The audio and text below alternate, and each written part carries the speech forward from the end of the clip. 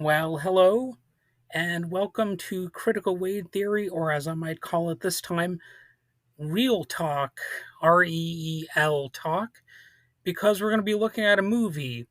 And sometimes I look at movies that made us laugh, think, and occasionally spiral into existential crisis.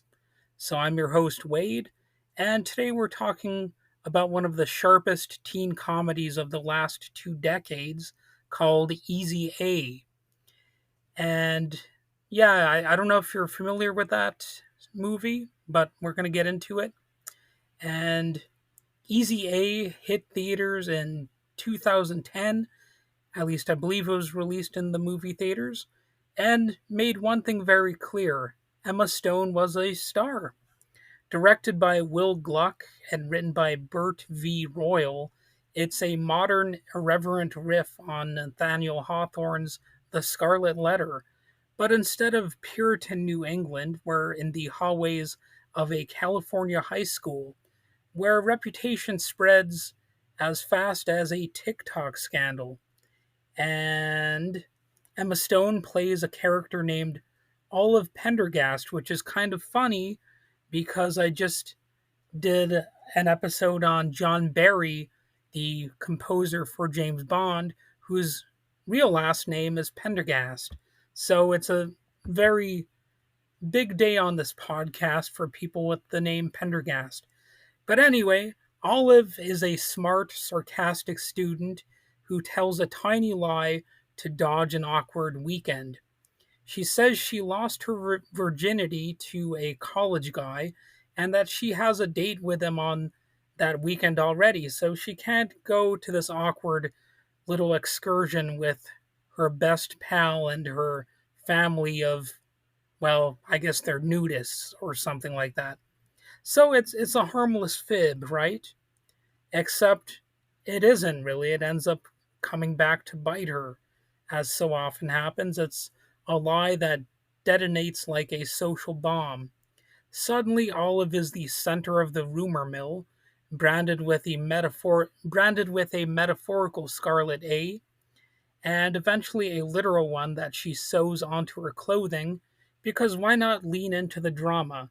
That's sort of I guess, the message of this movie.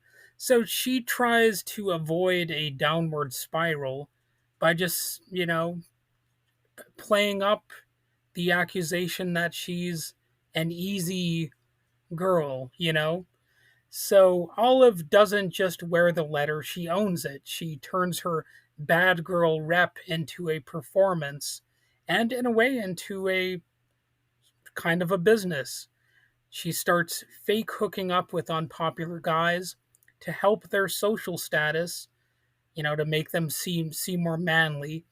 And she's charging them with gift cards and, I guess, sympathy in some cases.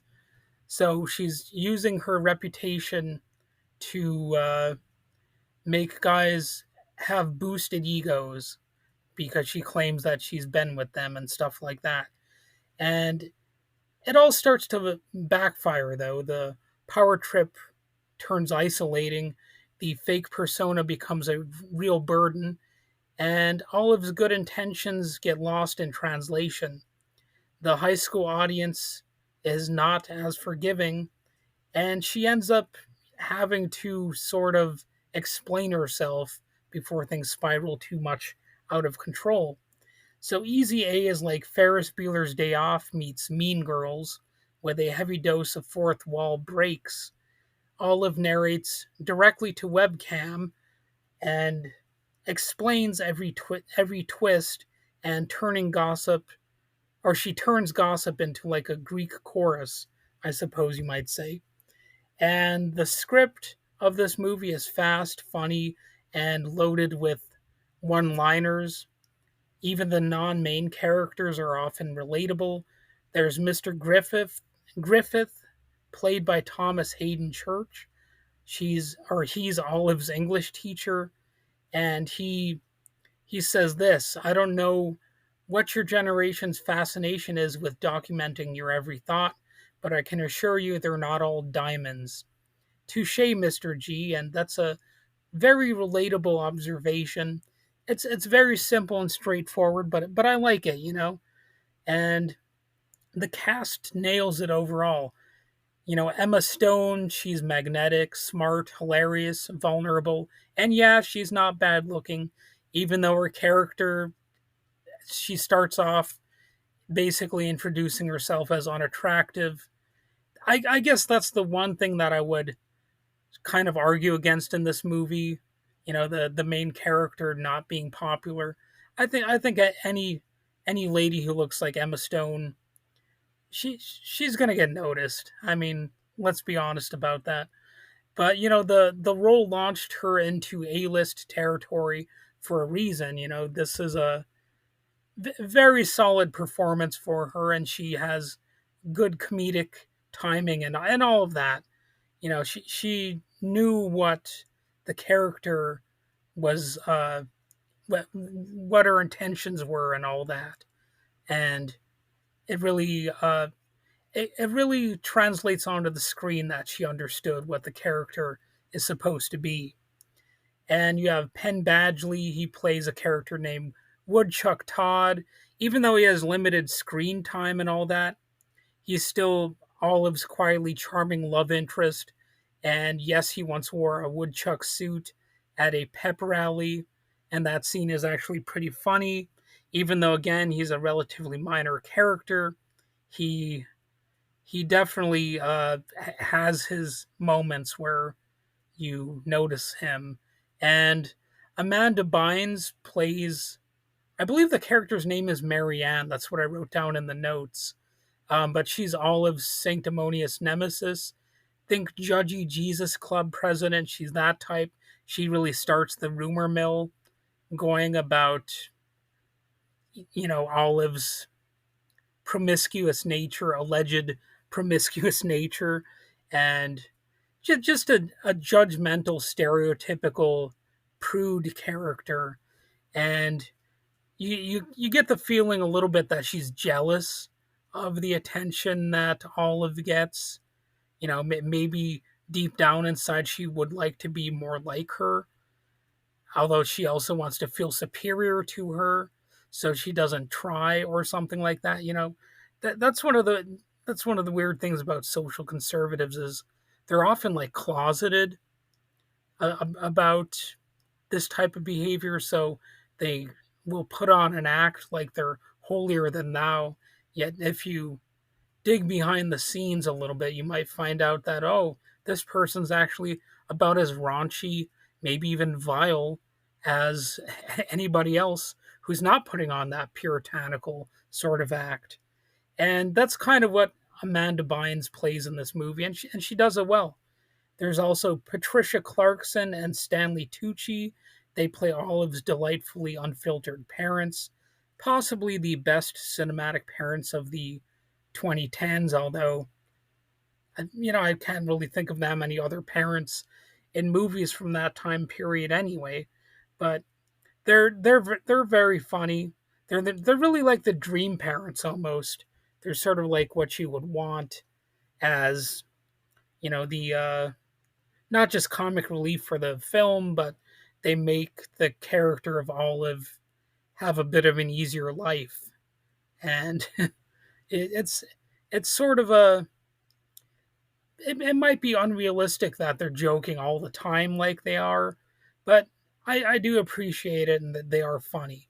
So this movie does kind of hint at the idea of the teenagers constantly thinking about sex, so be prepared for that aspect of it, that because it's kind of a, I don't know if I'd say constant theme, but very prevalent. And you know what though, that is not always true in every case. I guess that might be one of my critiques of the movie if I had to think of something to critique.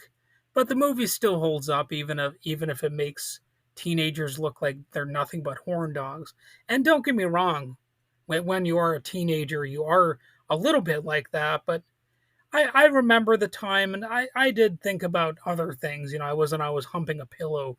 You know what I mean? Like there are other things going on that you know are of interest to somebody of that age.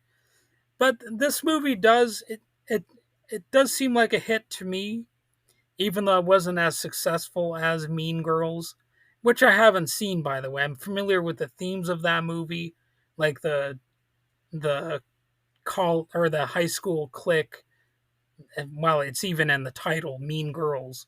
You know, it's a popular sort of group. I guess maybe Heathers would be similar. That's another movie that, I mean, that was obviously more from the, I guess, the 1980s, but it has similar themes probably as you would find in Mean Girls. Maybe, I don't know. But Easy A doesn't just poke fun at high school; it sort of dissects it. The film takes aim at slut shaming, as it's called, hypocrisy, and how fast girls get punished for what guys might get praised for. Though it's it's not always as simple as that. You could be like a man slut and get bashed for it too. Even back when I was in high school, there were some. It wasn't like the guys always got a good reputation if they were getting action. It can be mixed. I'm just saying. So Olive isn't punished because she did anything. She's punished because people think she did, and of course, that's another phenomenon, and not just in high school, but throughout life itself. Rumors are easily spread. Well, I'll get into a rumor here that was spread about me in high school because we were dissecting cats in like a biology class or whatever it was called. I didn't pass the first test, so I had to sort of redissect the cat. So people, or like a different cat probably. So some people were accusing me of trying to be like Jeffrey Dahmer or something. Like I was obsessed with dissecting animals, and so that was like a vicious rumor that somebody tried to spread, and I wouldn't say it really hurt my feelings that much, and it didn't really damage my reputation. But it's really a sign that some people in your orbit, even maybe in your friend group, will sometimes spread a damaging rumor, or maybe it was a joke or something like that. But it could potentially damage a person's reputation, and that's an example from my actual life. So I assure you, I'm not a Jeffrey Dahmer type. I actually did not enjoy dissecting cats. And oddly enough, if I remember correctly, there is an animal dissection scene in this movie. So this oddly enough actually ties in to the storyline a little bit. But anyway, this movie is a little bit meta. It's actually smart, and it gives Olive real agency, not just another quirky girl arc. And the film doesn't get preachy; it gets clever, and that's it's at the sweet spot where you can enjoy the humor, and you can also enjoy the point that the movie's trying to make, pretty much in equal measure. So here's a fun fact about the movie. The screenplay was Burt V. Royal's first. He imagined Easy A as the first in a series of classic literature and high school stories. And it wasn't a bad start for a debut script. And I don't know if he's written or has planned on writing more scripts like this, but, uh, why not? Why not get into that? So I guess the verdict, the final judgment here is that Easy A is, yes, it's a teen comedy, but it's not just that. It's a sharp, self-aware social satire wrapped in charm and charisma. It's about power, perception, and the minefield of identity in a world that wants you to pick a label and stick to it. And the movie holds up. The humor still lands, the commentary still matters, and Emma Stone's performance is still iconic. And really, that's all I need to say about it for this episode. If you haven't seen Easy A, go ahead and check it out. Or if you haven't seen it in a while, go ahead and rewatch it. It's still got a pocket full of sunshine, Well, that's a song that's highlighted in the movie. And if you liked this breakdown, go ahead and, review the episode, tell your pals about it, hit subscribe, hit the like button, and yada, yada, yada. I think you know what to do. So until next time, wear your A with pride.